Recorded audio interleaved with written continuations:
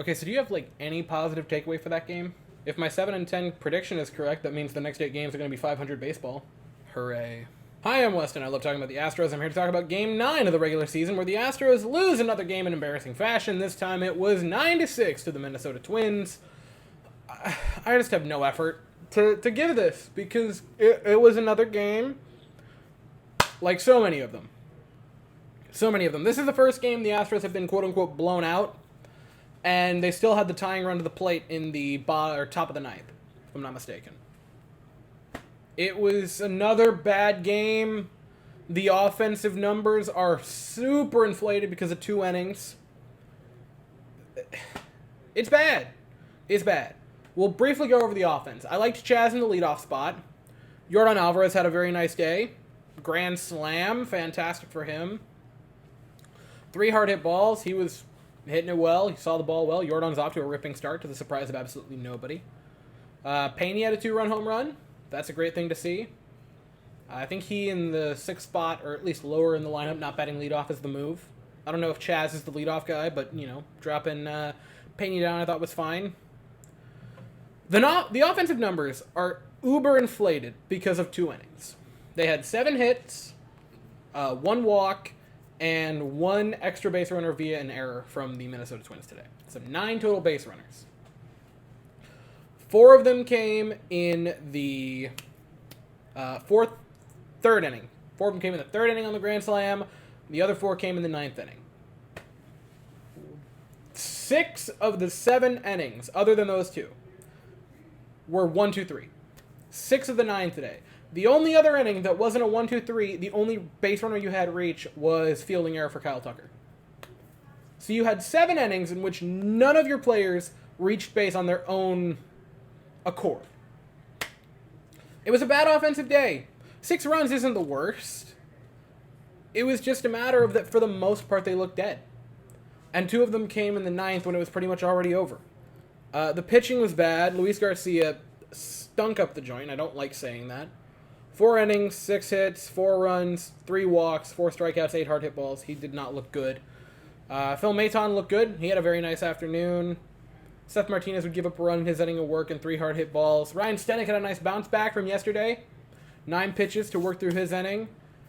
Ronel Blanco broke down, which sucks because I have sung his praises to this point. He looked great through 3 innings. Melted down today. Pair of walks, 4 earned runs in 1 inning of work, pair of hard hit balls. Imploded with a grand slam. The Astros looked bad. They looked bad last year.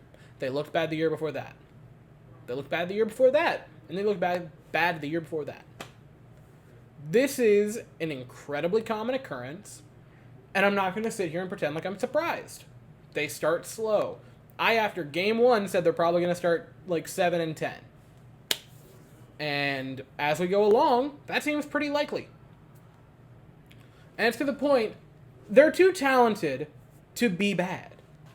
You have in the 2nd, 3rd, and 4th spot, you have you have Alex Bregman, who has been runner-up for MVP and finished 5th in his career, in back-to-back seasons, mind you. You have Yordan Alvarez, who I believe last year was the runner-up, or did he finish 3rd? But nominated. Jose Abreu, who has won an MVP. Kyle Tucker, who's received votes, I believe, as soon as last year. You have talent. That's not a question. That's just a few of your hitters. And that's not even mentioning that you have Altuve that you'll get back eventually, who's won an MVP and finished in the top 5, top 10 countless times in his career. You're getting Michael Brantley back, who's been a multi-time All-Star and always hits 300. Or to get into the bottom part of the lineup, where you have kids like Jeremy Pena, who's been very solid. Chas McCormick, who's had a pretty solid, consistent start to his career. You have too much talent to be bad. This is not sustainable losing. It just isn't. And they're going to stop losing like this.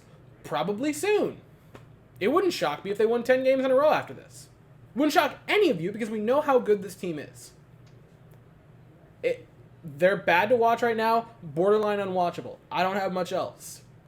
They looked bad again. So now you go into the game tomorrow, trying not to get swept, just like you did against the Tigers. You're probably going to win by 7 runs, because that's the way they do things.